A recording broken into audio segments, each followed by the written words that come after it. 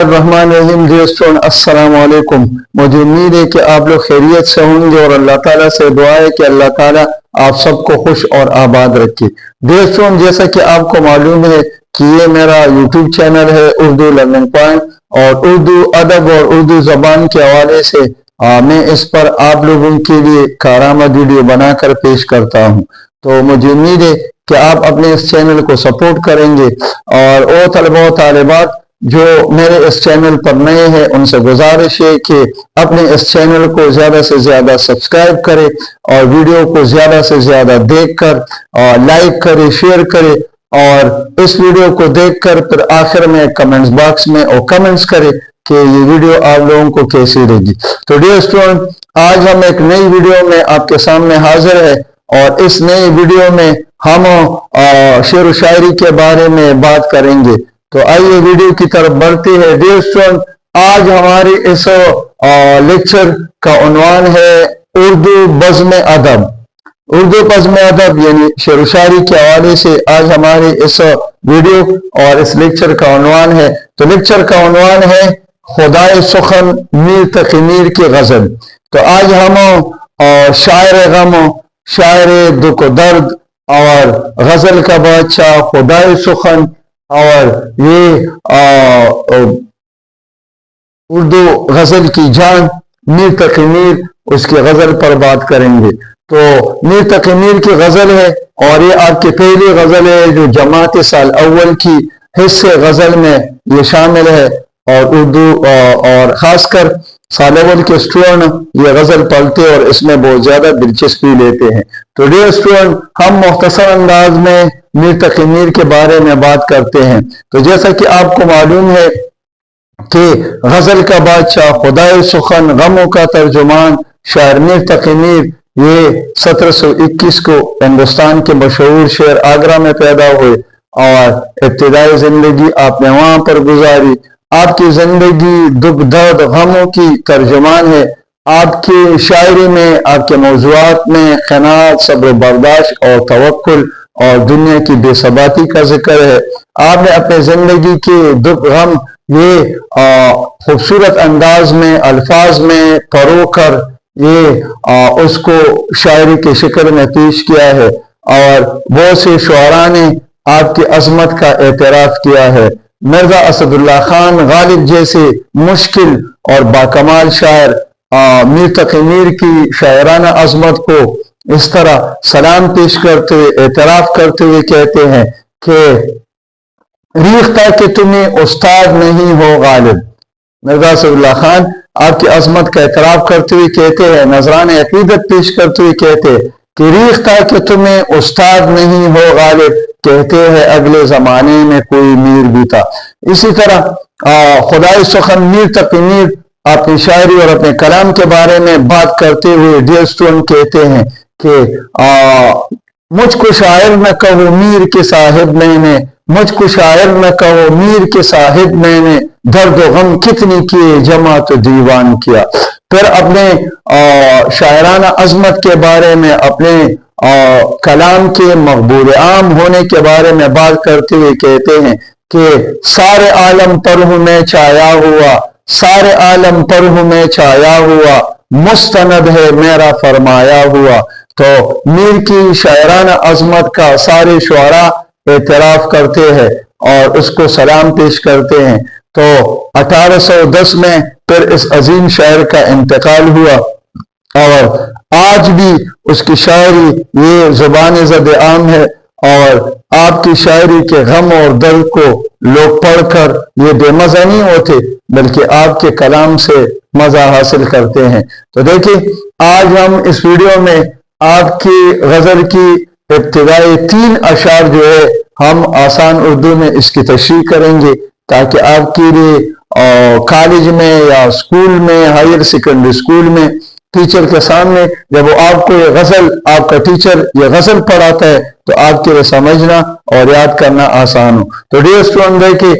میر تقی میر کی غزل کی جو ابتدائی 3 اشعار ہے، تو پہلا شعر جو ہے یہ اس غزل کا مطلع ہے، جہاں سے غزل شروع ہوتی ہے۔ تو دیکھیں مطلع، یہ غزل کے پہلے شعر کو کہتے ہیں جو قافی اور ردیف کے حوالے سے ترتیب پاتا ہے، برابر ہوتا ہے، اور پھر اس پہلے شعر مطلع کے تقلید اور پیروی میں یہ غزل کا ہر ایک شعر یعنی بعد میں آنے والا ہر ایک شعر یہ قافی اور ردیف کے حوالے سے مطلع کے شعر کے برابر ہوتے ہیں اور ان میں مناسبت ہوتی ہے۔ تو پہلا شعر دوستوں دیکھیں، فقیرانہ آئے صدا کر چلے، میاں خوش رہو ہم دعا کر چلے۔ فقیرانہ آئے صدا کر چلے، میاں خوش رہو ہم دعا کر چلے۔ تو دوستوں غزل کے اس پہلے شعر میں شاعر اس دنیاوی زندگی کی طرف اشارہ کرتے ہوئے کہتے ہیں، دنیا کی زندگی کی بے ثباتی اور ناپائیداری کے بارے میں بات کرتے ہوئے کہتے ہیں کہ انسان اس دنیا میں ایک فقیر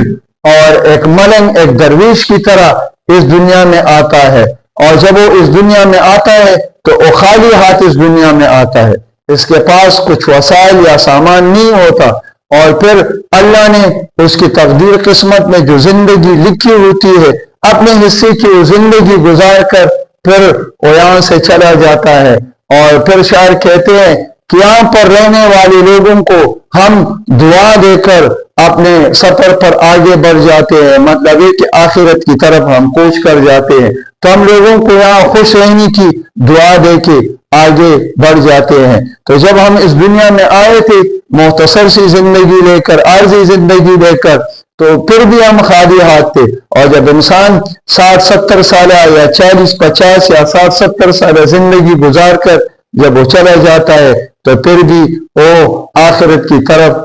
خالی ہاتھ جاتا ہے، صرف اس کے پاس اعمال ہوتے ہیں۔ اگر اس نے یہ عارضی زندگی اللہ کی بندگی اور تابعداری کے پھر گزاری ہے تو یہ اچھے اعمال اس کے ساتھ اس لمبے سفر پہ جائیں گے اور وہ کامیاب ہوگا۔ تو دراصل میر تقی میر ہمیں غزل کے اس پہلے شعر میں ہمیں یہ پیغام دینا چاہتے ہیں، ہمیں یہ تعلیم دینا چاہتے ہیں کہ انسان اس دنیا میں ایک فقیر کی طرح آتا ہے اور ایک آواز بلند کر کے، نعرہ بلند کر کے پھر وہ آگے لمبے سفر پہ چلا جاتا ہے۔ جس طرح ایک فقیر ایک علاقے میں آتا ہے اور اس کو بھوک یا کوئی پیاس یا ضرورت ہوتی ہے تو آواز لگا کر لوگوں سے خیرات مانگتا ہے، اور لوگ اس کی آواز پہ لبیک کہتے ہوئے اس کو کچھ خیرات اور صدقہ دے کے پھر لوگ اس کی مدد کرتے ہیں۔ تو شاعر کہتے ہیں کہ ہم اس دنیا میں فقیر کی طرح آئے، چند روزہ زندگی گزار کر جب ہم اس دنیا سے جا رہے ہیں تو ہم یہاں پر دنیا کے رہنے والے لوگوں کو ہم خوش رہنے کی دعا دے کر آگے بڑھ گئے ہیں۔ تو مطلب یہ ہے کہ میر کہتے ہیں کہ اس دنیا میں عقل مند اور ہوشیار انسانوں ہے کہ اس چند روزہ عارضی زندگی کو اللہ کی بندگی اور تابعداری کے مطابق گزارے، اور جب وہ اس دنیا سے چلا جائے، اس کو موت آئے تو موت کے ساتھ وہ اچھے اعمال کی شکل میں اپنے رب کے حضور وہ حاضر ہو اور اس کو کامیابی حاصل ہو۔ دوسرا شعر ہے دوستوں، وہ کیا چیز ہے آہ جس کے لیے ہر ایک چیز سے دل اٹھا کر چلے، وہ کیا چیز ہے آہ جس کے لیے ہر ایک چیز سے دل اٹھا کر چلے۔ تو اس شعر میں سادہ آسان سا شعر ہے، لیکن اس میں شاعر نے کمال کی بات کی ہے، اور ایک اپنی زندگی کے غم اور درد کو وہ جانتا بھی ہے لیکن عارضی طور پر وہ بے خبر و انجان بننے کی کوشش کرتا ہے۔ وہ تجاہل عارفانہ سے کام لیتا ہے کہ وہ اپنی زندگی کے غم مصیبت پریشانی کو وہ جانتا ہے، لیکن وہ چشم پوشی کا مظاہرہ کرتا ہے اور افسوس کرتا ہے کہ افسوس کا اظہار کرتا ہے اور اپنے دکھ اور غم کو اظہار کی شکل میں پیش کرتا ہے۔ تو دوستوں اس دوسرے شعر میں شاعر میر تقی میر اپنے گہرے دکھ اور درد کا اظہار کرتے ہوئے کہتا ہے کہ میں اپنے محبوب سے بہت زیادہ محبت کرتا ہوں، اور میری سب سے بڑی خواہش یہ ہے کہ مجھے اپنے محبوب کی محبت اور اس کی وصال میں مجھے کامیابی حاصل ہو۔ میں نے اپنے محبوب کے عشق اور محبت میں دنیا کی تمام رشتوں اور ناتوں سے میں نے قطع تعلق کر لیا ہے، ساری چیزوں کو محبوب کے عشق اور محبت میں چھوڑ دیا ہے، تمام لوگوں کو، رشتوں کو اور تعلقات کو میں نے اپنے محبوب کی محبت میں کامیابی کے لیے، اس کا دل جیتنے کے لیے میں نے سب کو نظر انداز کر لیا ہے اور اپنے محبوب کی طرف توجہ لگا دی ہے۔ لیکن کتنے افسوس کی بات ہے کہ اس سنگ دل اور ظالم محبوب کے لیے، اس حسین اور خوبصورت محبوب کے لیے میں نے دنیا کے رشتے اور ہر کام سے اپنا دل مول لیا ہے، اپنا دل اس سے پھیر لیا ہے، لیکن وہ محبوب جو ہے وہ ہماری طرف محبت کے نظروں سے نہیں دیکھتا اور وہ ہمارے ساتھ اچھا سلوک کرتا ہے۔ تو میرا محبوب جو ہے یہ میری اتنے قربانیوں اور تکالیف کے باوجود اس کو میرے سچے عشق اور محبت کی جذبات کا احساس نہیں ہوتا اور وہ اسی طرح ہم سے بے رخی کا مظاہرہ کرتا ہے۔ ورنہ میں نے اپنے محبوب کی عشق اور محبت میں نے اتنی تکالیف اور غم برداشت کی، ایسی قربانیاں دی کہ دنیا کے ہر ایک چیز کو محبوب کے خاطر چھوڑ دیا ہے تاکہ مجھے محبوب کی محبت میں کامیابی حاصل ہو۔ ایک سچے عاشق کی سب سے بڑی خواہش ہوتی ہے کہ وہ دنیا کی تمام چیزوں کو نظر انداز کر دیتا ہے لیکن صرف اپنے محبوب کی وصل اور اس کی دیدار میں کامیابی کے لیے کوششیں کرتا ہے اور اس کی تمنا ہوتی ہے کہ محبوب کی وصل میں کامیابی حاصل ہو تو در حقیقت یہ ساری دنیا کی کامیابی اس کو نظر آتی ہے۔ دوستوں، تیسری شعر کی طرف بڑھتے ہیں۔ تیسرا شعر ہے، کوئی نا امیدانہ کر کے نگاہ سو تم ہم سے منہ بھی چھپا کر چلے۔ پھر ایک مرتبہ دیکھیں، کوئی نا امیدانہ کر کے نگاہ سو تم ہم سے منہ بھی چھپا کر چلے۔ اس تیسری شعر میں میر تقی میر اپنے محبوب کی برے رویے اور بے رخی کا شکوہ اور شکایت کرتے ہوئے کہتے ہیں کہ اے میرے محبوب، میری خواہش ہے کہ جب بھی کسی محفل میں تم سے سامنا ہو تو محبوب تم نگاہ اٹھا کر میری طرف دیکھو اور میرے جذبات کی قدر کر لو۔ اگر تیری نگاہ میں، تیری نظروں میں غصے کی حالت ہو، نا امیدی کی حالت ہو، نا امیدی اور بے رخی کے جذبات ہو، پھر بھی مجھے قبول ہے، لیکن کاش تو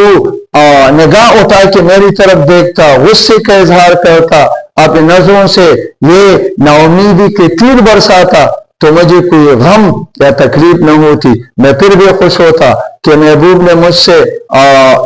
غصے اور غم کا اظہار کیا ہے اور وسیلے نگاہ سے میری طرف دیکھا ہے تو پھر بھی میرے دل کو تسلی ہوتی اور میں خوش ہوتا۔ لیکن میں کتنا بدقسمت ہوں کہ جب بھی میں محبوب سے میرا سامنا ہوتا ہے تو میری خواہش ہوتی ہے کہ محبوب میری جذبات کی قدر کر لے، لیکن محبوب ایسا ظالم اور سنگ دل ہے اور ایسا لاپرواہ اور